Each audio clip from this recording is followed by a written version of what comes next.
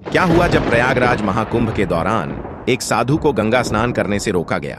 उसके बाद प्रयागराज के उस गंगा घाट पर जो चमत्कार हुआ उसे देखकर आपके पैरों तले जमीन खिसक जाएगी।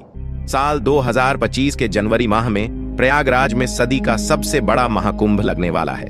यह महाकुंभ हर 12 साल में एक बार लगता है, यानी इस महाकुंभ का बहुत अधिक महत्व रहने वाला है, क्योंकि इस दौरान यहां आकर भगवान के दर्शन करने का और साथ ही साथ गंगा नदी में स्नान करने का बहुत महत्व रहता है।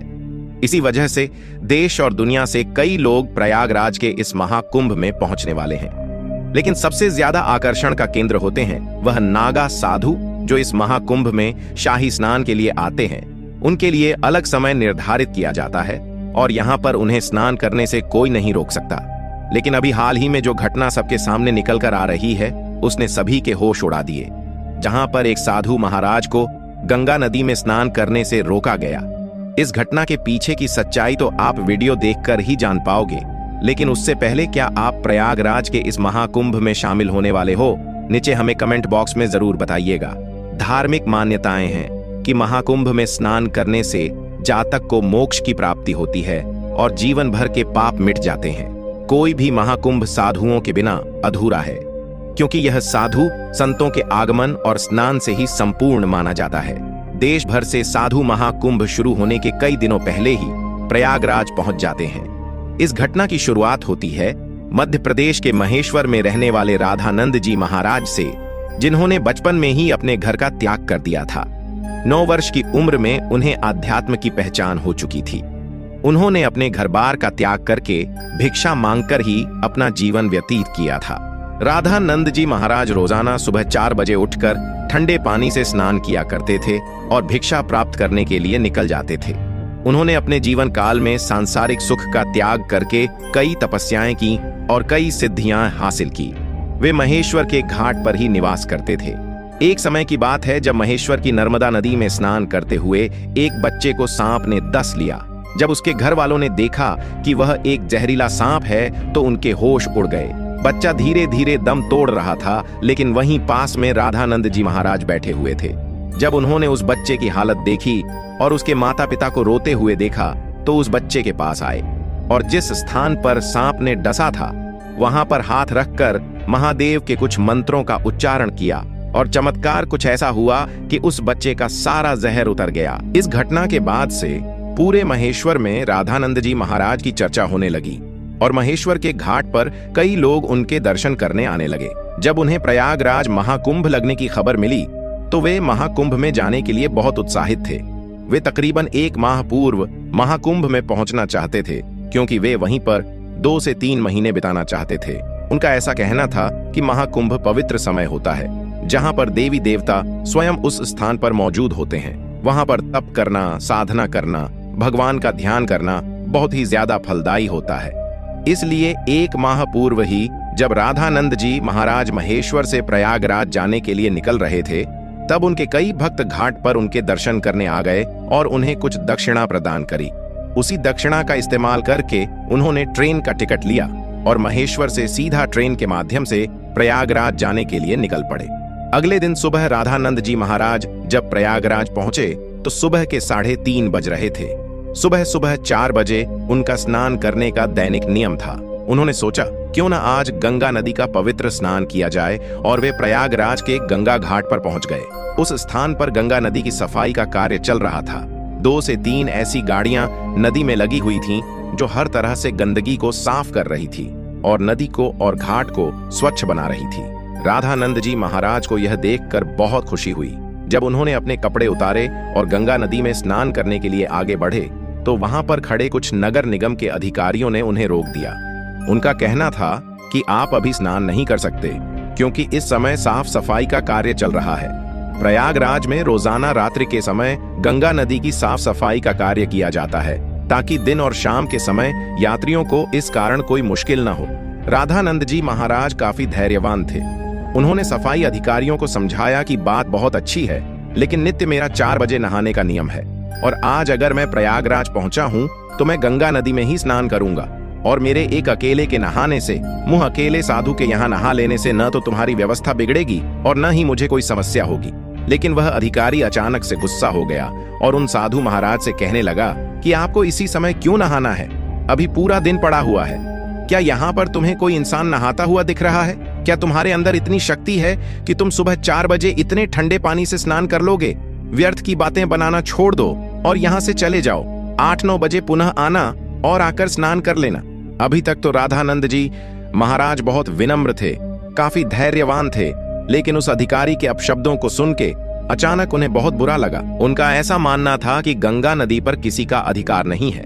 यह तो साक्षात भगवान शंकर की जटाओं से निकलती है, जिसके अंदर सभी को अपने पाप धोने का अधिकार है और उसके लिए कोई निश्चित समय नहीं हो सकता। लेकिन उस समय राधानंद जी महाराज ने उस अधिकारी को कुछ नहीं कहा और सामने घाट पर ध्यान अवस्था में बैठ गए। सबको लग रहा था कि वे साधु महाराज मान गए हैं और पीछे हट गए हैं। अब जब पुनः गंगा नदी के अंदर साफ सफाई की मशीनों को शुरू किया गया तो अचानक से एक बहुत बड़ी घटना घट गई। वे सभी मशीनें शुरू होने का नाम ही नहीं ले रही थीं। ऐसा लग रहा था मानो वह जाम हो गई हो या उनके अंदर बहुत सारा कचरा फंस गया हो। अधिकारियों ने मशीन को देखा, परखा और उसके अंदर का सारा कचरा बाहर निकाल दिया। सबको उम्मीद थी कि अब मशीनें कार्य करने लगेगी, लेकिन फिर जब मशीन शुरू की गई तो कोई भी मशीन चालू होने को तैयार ही नहीं थी। सभी अधिकारी बहुत हैरान थे, किसी की भी समझ नहीं आ रहा था। जो मशीन रात्रि 12 बजे से अभी तक एकदम सही चल रही थी, अचानक उसमें क्या गड़बड़ हो गई। उसके अंदर फंसा हुआ सारा कचरा भी बाहर निकाल लिया गया था। लेकिन जब मशीन चालू नहीं हुई तो कई मैकेनिकल इंजीनियरों की टीम को मशीन देखने के लिए बुलाया गया। उन सभी मैकेनिकों ने मशीनों को अच्छी तरह से जांचा परखा और यही पाया कि मशीन तो एकदम सही है, लेकिन इसके चालू न होने का कारण किसी को समझ नहीं आ रहा था। सभी लोग परेशान हो चुके थे, हार चुके थे। 1 से 2 घंटे हो गए थे, लेकिन गंगा नदी की साफ सफाई का काम हो ही नहीं पाया। राधानंद जी महाराज अभी भी उसी घाट पर ध्यान अवस्था में बैठे हुए थे। किसी भी नगर निगम के अधिकारी को यह बात समझ नहीं आ रही थी, आखिर मशीन कार्य क्यों नहीं कर रही। गंगा नदी की साफ सफाई का कार्य उस दिन रुका हुआ था। सभी लोग बहुत हैरान थे, साथ ही साथ परेशान थे, क्योंकि उन्होंने मशीनों को सही करने की और फिर से चालू करने की हर संभव कोशिश कर ली थी, लेकिन उनके सामने कोई परिणाम नहीं आ रहा था। मशीन क्यों जवाब नहीं दे रही थी? उस समय जो मैकेनिकल इंजीनियर वहां पर मशीन सही करने आया था, उसने जब राधानंद जी महाराज को देखा तो उसकी आंखें खुली की खुली रह गई, क्योंकि वो वही बच्चा था जिसको उन्होंने बचपन के समय सांप के डसने से बचाया था। वास्तव में वह महेश्वर का ही रहने वाला था। वह राधानंद जी महाराज के चरणों में गिर गया और बाबा उसे आशीर्वाद देने लगे। फिर वो सभी अधिकारियों को बताने लगा कि यह महेश्वर के सिद्ध महाराज हैं। बचपन के समय पर एक बार जब मुझे सांप ने डस लिया था तो इन्होंने ही अपने चमत्कार से मेरी जान बचाई थी। तब उस अधिकारी को अपनी गलती का एहसास हुआ। वह समझ चुका था कि यह कोई साधारण साधु महाराज नहीं थे और मैंने इनका अपमान कर दिया। अपने दैनिक नियम के अनुसार 4 बजे गंगा स्नान करना चाहते थे तो मुझे इन्हें रोकने का अधिकार नहीं था। मैंने जो इनका अपमान किया, इन्हें भला बुरा कहा और गंगा नदी में स्नान करने से रोक दिया। उसी का परिणाम मशीनों की खराबी के रूप में हम भुगत रहे हैं। उसने सभी अधिकारियों के साथ चर्चा की और सबने यही पाया कि रात भर से गंगा नदी की साफ सफाई करने वाली यह मशीनें चल रही थीं। लेकिन इन साधु महाराज को नाराज करने के बाद ऐसा लग रहा है मानो यह किसी तरह जाम हो गई हो। अब ये ही हमारी समस्या का समाधान कर सकते हैं। हमें इनसे माफी मांगनी पड़ेगी। सभी अधिकारी मिलकर राधानंद जी महाराज के पास गए, उनके चरणों में बैठ गए और हाथ जोड़कर कहा कि हमें इस बात का अंदाजा नहीं था कि आप एक दिव्य संत हैं। हमसे बहुत बड़ी भूल हो गई है। हमें आपको स्नान करने से नहीं रोकना चाहिए था। राधानंद जी महाराज अभी भी बहुत विनम्र थे। उन्होंने अधिकारियों से कहा कि यह जरूरी नहीं है कि कोई संत चमत्कारी हो तभी ही उसे गंगा नदी में स्नान करने की अनुमति दी जाए। गंगा नदी के ऊपर साधु संतों का सबसे पहला अधिकार है। सभी अधिकारियों ने उनसे हाथ जोड़कर कहा कि अब आप गंगा नदी में स्नान कर सकते हैं। हम आपसे बहुत माफी चाहते हैं। वैसे ही बहुत समय बीत चुका है और हमारा कार्य पूरा नहीं हो पाया। हमें आगे से बहुत बड़ा दंड मिलने वाला है। हमें तो अपनी गलती की सजा मिलने ही वाली है। आप हमें माफ कर दीजिए।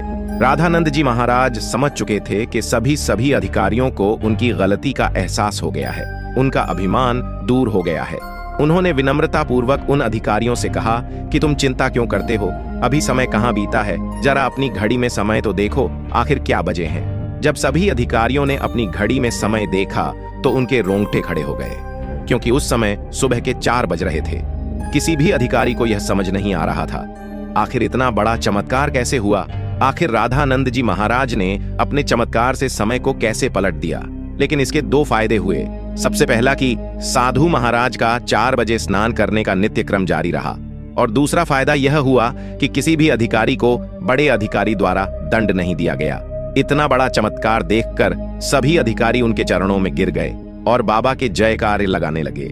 इस चमत्कारी घटना के बाद सब लोग उन्हें मान गए और उनके दास बन गए, जिसके बाद वे सुबह 4 बजे अपने नित्य कर्म के अनुसार गंगा नदी में स्नान करने पहुंचे और इधर मशीनों ने फिर से काम करना शुरू कर दिया।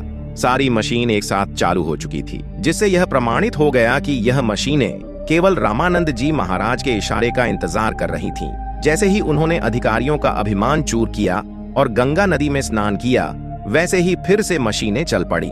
यह बहुत बड़ा चमत्कार था जो हाल ही में प्रयागराज के महाकुंभ में हुआ है। चारों ओर इसकी चर्चाएं हो रही हैं। वास्तव में दोस्तों, यह भूमि साधु संतों की भूमि है। यहाँ पर साधु संतों का न तो अपमान किया जा सकता है और न ही उन्हें छोटा समझा जाता है।